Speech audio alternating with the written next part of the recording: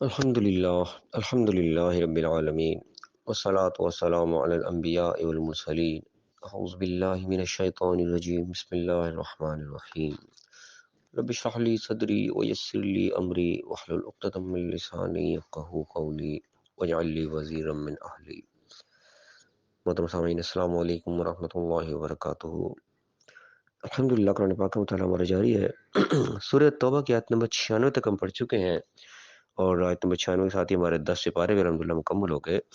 آج انشاءاللہ ہم 11واں سپارہ شروع کریں گے اور آیت نمبر 94 سے آیت نمبر 96 تک پڑھیں گے۔ اعوذ باللہ من الشیطان الرجیم، بسم اللہ الرحمن الرحیم۔ یعتذرون الیکم اذا رجعتم الیہم، یہ تمہارے سامنے عذر پیش کرتے ہیں، معذرتیں پیش کرتے ہیں جب تم ان کی طرف واپس لوٹ کر آئے، یا تمہاری طرف واپس لوٹ کر آؤ گے تب تمہارے سامنے معذرتیں پیش کریں گے، اپنے عذر پیش کریں گے کہ ہم کیوں نہیں جا سکے، ہمیں تو یہ مسئلہ ہو گیا تھا، ہمیں یہ معاملہ ہو گیا تھا، کوئی نہ کوئی بہانے بازیاں کریں گے۔ کل، تو جواب تم نے کیا دینا ہے، کہہ دو ان سے کہ لا تعتذروا، مت عذر پیش کرو، مت معذرتیں پیش کرو، مت بہانے بناؤ۔ لن نؤمن لکم، ہم کوئی تمہاری بات نہیں مانیں گے، ہرگز تمہارے اوپر ایمان نہیں لائیں گے، تمہاری بات نہیں مانیں گے۔ کیوں؟ قد نبأنا اللہ من اخبارکم، کہ اللہ تعالیٰ نے ہماری تمہارے خبریں جو ہم تک پہنچا دی ہیں، ہمیں خبر دے دی ہے، جو کچھ تم کرتے تھے ہمیں اللہ نے مطلع کر دیا ہے، جھوٹے بہانے بنانے کا کوئی فائدہ نہیں ہے، اصل حقیقت ہم تک پہنچ چکی ہے، کیونکہ اللہ تعالیٰ عالم الغیب ہے، اللہ تعالیٰ دلوں کے حال کو بھی جانتا ہے۔ تو اللہ تعالیٰ اپنے پیغمبر کو وحی کے ذریعے بتا دیا کہ ان کا اصل وجہ کیا تھی نہ جانے کی۔ اب یہ جو جھوٹے بہانے بنائیں گے، ان کا ساتھ جواب دے دے کہ ہم کو ہماری کوئی بات نہیں ماننے لگے، ہمیں اصل بات پتہ لگ چکی ہے، اللہ نے ہمیں بتا دی ہے۔ وَسَيَرَ اللَّهُ عَمَلَكُمْ وَرَسُولُهُ، اور آئندہ بھی تمہارے عمل اللہ اس کے رسول ضرور دیکھیں گے تم کیا کرتے ہو۔ ثُمَّ تُرَدُّونَ إِلَىٰ عَالِمِ الْغَيْبِ وَالشَّهَادَةِ، پھر تم لوٹائے جاؤ گے اس سب غیب جاننے والے، چھپے ہوئے بھی اور ظاہر سب جاننے والے کی طرف۔ فَيُنَبِّئُكُم بِمَا كُنتُمْ تَعْمَلُونَ، پھر تمہیں خوب خبر دے دے گا جو بھی کچھ تم عمل کرتے تھے۔ یعنی کہ دنیا میں بھی تمہارے کرتوت جو ہمیں ویسے پتہ لگ چکے ہیں، وہ آئندہ ہی پتہ لگتے رہیں گے۔ اللہ تعالیٰ ہمیں ظاہر اللہ ہمارے ساتھ ہے، وہ ہمیں اطلاع دے گا ہر چیز کی۔ پھر آخر کیا ہونا، آخر تم نے لوٹائے جانا ہے اسی کی طرف جو کہ ہر چھپی ہوئی ظاہر ہر بات کا جاننے والا ہے، جو بھی کچھ تم چھپا رہے ہو، ظاہر کر رہے ہو، جھوٹ بول رہے ہو، سچ بول رہے ہو، ہر چیز سے وہ واقف ہے، اس کی طرف آخر تمہیں لوٹایا جائے گا قیامت کے دن، تو آخر اسی کے سامنے حاضر ہونا ہے، پھر ہر چیز کھل کے سامنے آ جائے گی، جو بھی کچھ تم عمل کرتے تھے وہ تمہیں پوری پوری خبر دے دے گا۔ یعنی کہ دو ٹوک جواب دینے کی بات کی جا رہی ہے کہ کوئی ان کا عذر قبول کرنے کی ضرورت نہیں ہے، کوئی بات ان کی ماننے کی ضرورت نہیں، کیونکہ سب کو سراسر جھوٹ بول رہے ہیں، یہ منافق ہیں، اندر سے کچھ ہیں باہر سے کچھ ہیں، اندر ان کی نیتیں کچھ اور تھیں، وہ اللہ نے پہلے بتا دیں، باہر سے جو پیش کر رہے ہیں وہ صرف ایک ڈرامے بازی ہے، جھوٹ پر مبنی ہے، کوئی ان کا اعتبار نہیں ہے۔ آگے کیا ہے کہ سیحلفون باللہ لکم، یہ دل تمہارے پاس تمہارے سامنے اللہ کی قسمیں کھائیں گے، اللہ کی قسم اٹھا اٹھا کے تمہارے سامنے جھوٹ بولیں گے۔ اذن قلب تم، جب تم ان کی طرف واپس لوٹو گے، الیہم لتعرضوا عنہم، تاکہ تم ان سے منہ پھیرو، یعنی کہ ان کی کوئی گرفت نہ کرو، ان کو چھوڑ دو ان کے حال کے اوپر، اس یعنی کہ اپنی جان چھڑانے کے لیے تمہیں قسمیں کھائیں گے۔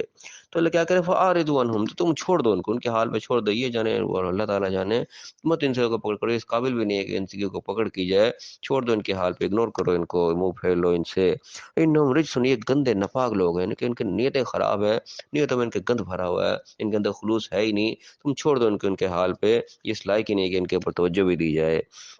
ہما واہم جہنم، جہنم ان کا ٹھکانہ ہے، کیونکہ حق ان کے سامنے واضح ہے، کوئی چیز چھپی ہوئی نہیں ہے، ہر چیز ان کے پہ عیاں ہے، اس کے باوجود یہ بہانے بازی کر رہے ہیں، اللہ کے انکار کے اوپر یہ مسلسل تلے ہوئے ہیں، اللہ کے لیے آگے بڑھ ہی نہیں رہے، صاف ہر چیز ان کے سامنے واضح کر دی، اللہ کے نبی اللہ کے پیغمبر کے درمیان موجود ہیں، مومنین ان کے ساتھ موجود ہیں، جو کام کر رہے ہیں کرنے والے سب ان کو نظر آ رہا ہے کہ کس وقت کیا کرنے کا کام ہے اور کیا ہونا چاہیے، لیکن اس کے باوجود یہ پیچھے ہٹ رہے ہیں، ان کے اندر صرف رجس ہے، ناپاکی گندگی ہے، ان کو چھوڑ دو ان کے حال پہ، ان کا ٹھکانہ جہنم ہے۔ جزاء بما كانوا یکسبون، جو کچھ کمائی کر رہے ہیں، جو کچھ اکٹھا کر رہے ہیں، اس کی جزا یہی ہے کہ جہنم ہی ان کا ٹھکانہ ہوگا۔ آگے آپ فرمائیں کہ یحلفون لکم لترضوا عنہم، تمہارے سامنے اس لیے قسمیں کھاتے ہیں تاکہ تم سے راضی ہو جاؤ، ان کو معاف کر دو، ان کو بے قصور سمجھ لو کہ ہاں واقعی ان کے جینون ریزن تھی، یہ بے قصور ہیں بیچارے، انہوں نے جان بوجھ کے ایسا نہیں کیا، معذرتیں پیش کر رہے ہیں، قسمیں کھا رہے ہیں اپنے آپ کو سچا ثابت کرنے کے لیے تاکہ تم ان سے راضی ہو جاؤ۔ اللہ کیا جواب دے رہا ہے، فَإِن ترضوا عنہم، تم ان سے راضی ہو بھی جاؤ گے، اگر کوئی بالفرض تم راضی ہو بھی جاؤ، فَإِنَّ اللَّهَ لَا يَرْضَىٰ عَنِ الْقَوْمِ الْفَاسِقِينَ،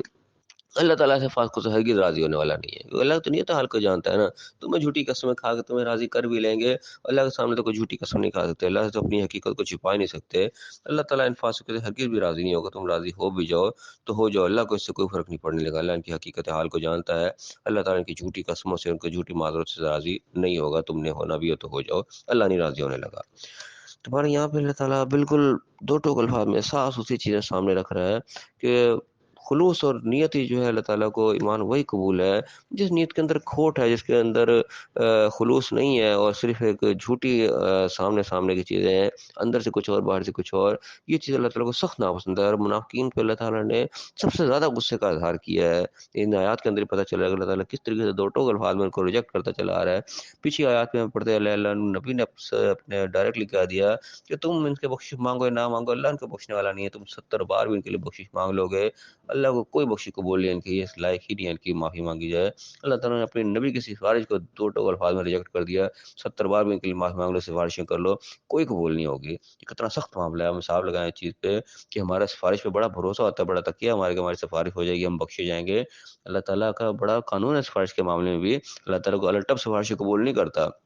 اللہ تعالیٰ نے 70 دفعہ کہہ کے سمجھا دیا، 70 دفعہ تم سفارشیں کر لو، ان کی مانگنا بخشیں نہیں، اللہ نے بخشنا، کیونکہ انہوں نے کام ہی وہ کیا جو بخشش کے قابل نہیں ہے۔ تو اس پہ ہمارے لیے بلا ہے کہ الارمنگ ایک موقع وہ چیز ہے یہ کہ ہم چکنے ہوں اس چیز میں کہ ہمارے اعمال کیا ہیں، ہم کہ منافع والے اعمال نہ کر رہے ہوں، اوپر سے ہم نے آپ کو مسلمان ہم بھی کہتے ہیں، لیکن ہمارے اعمال بھی اس کے مطابق نہ ہو، ہمارے اعمال منافع والے اعمال کے اوپر ہم کچھ ہو اندر کچھ ہو، اوپر سے ہم اپنے آپ کو مسلمان کہہ رہے ہیں، اندر سے ہمارے اندر بےمانی، شیطانی، نافرمانی، ہر چیز گزری ہوئی، نہ ہمیں نماز کی پرواہ ہو، نہ روزے کی پرواہ ہو، نہ سچ کی، نہ جھوٹ کی، نہ ایمانداری کی، نہ کم تولنے کی، زیادہ تولنے کی، کسی چیز پہ ہم پرواہ نہ کر رہے ہوں، حرام حلال سب کھائے چلے جا رہے ہوں، تو کس بات کے مسلمان ہیں پھر؟ اگر یہ حالت ہماری ہوئی، اس حالت میں اللہ کے سامنے پیش ہوئے تو اللہ تعالیٰ کسی چیز کو بھی قبول نہیں کرے گا، اللہ نبی کی سفارش کو بھی ریجیکٹ کر دیتا ہے۔ اللہ نے بڑے واضح الفاظ میں یہاں پہ بتا دیا، تو یہ بڑا ایک لمحہ فکری ہے، ہم اتنی بے فکری سے زندگی نہ گزاریں۔ سفارش ہوگی وہاں پہ یقیناً، لیکن سفارش قبول اسی کی حق میں ہوگی جو کہ سفارش کے لائق ہوگا، جو سفارش کے لائق نہیں ہے اللہ نے ریجیکٹ کر دیا اس کو۔ تو اللہ تعالیٰ ہمیں صحیح سمجھنے کی توفیق عطا فرمائے، معاملہ اتنا ہلکا نہیں اتنا ہم نے سمجھا ہوا ہے، اللہ تعالیٰ ہمیں صحیح سمجھنے کے صحیح عمل کرنے کی توفیق عطا فرمائے اور دنیا اور آخرت دونوں جگہ کامیاب فرمائے، آمین۔ وآخر دعوانا الحمد للہ رب العالمین۔